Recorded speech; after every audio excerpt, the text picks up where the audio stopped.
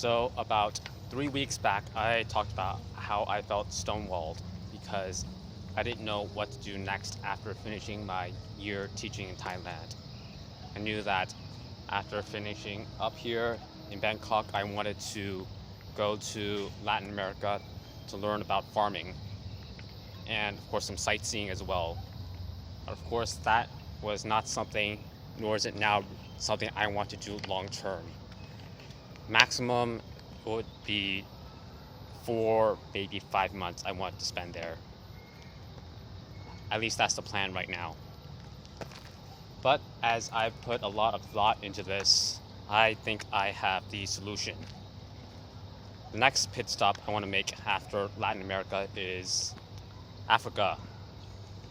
So most people, I think it is relatively off the radar to be going to this part of the world.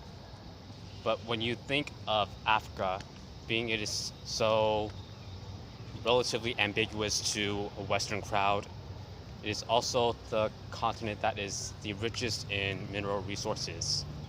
Besides that, Africa also has the fastest growing population in the world, which of course, all economies, all opportunities are born from people, which is a very key highlight for the continent and the area in general. In addition to that, the Chinese are also moving into the continent in a big way.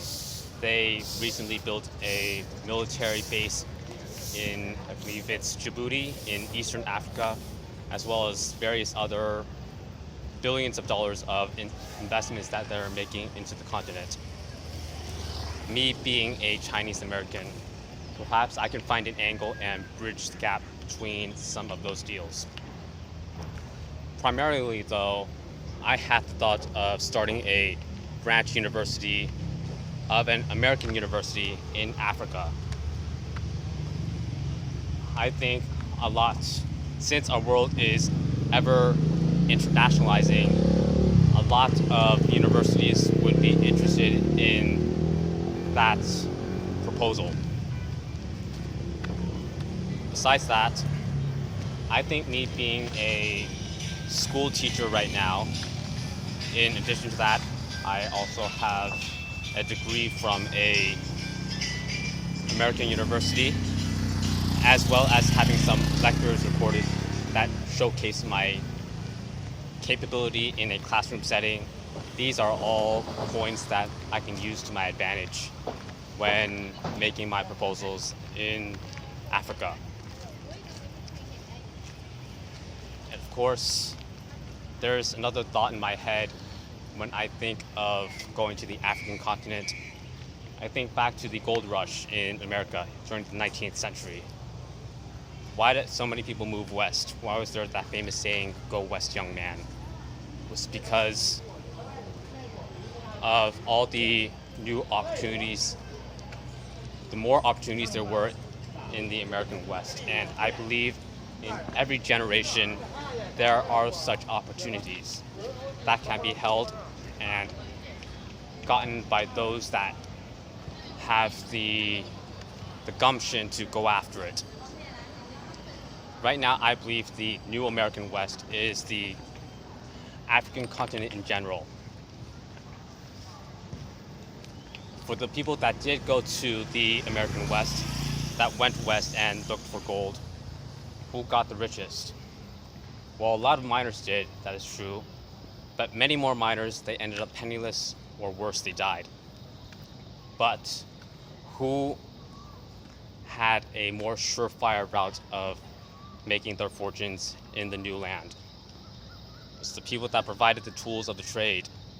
Think the people that provided the prospectors, the pickets, the jeans, the clothing, everything that is needed in the trade.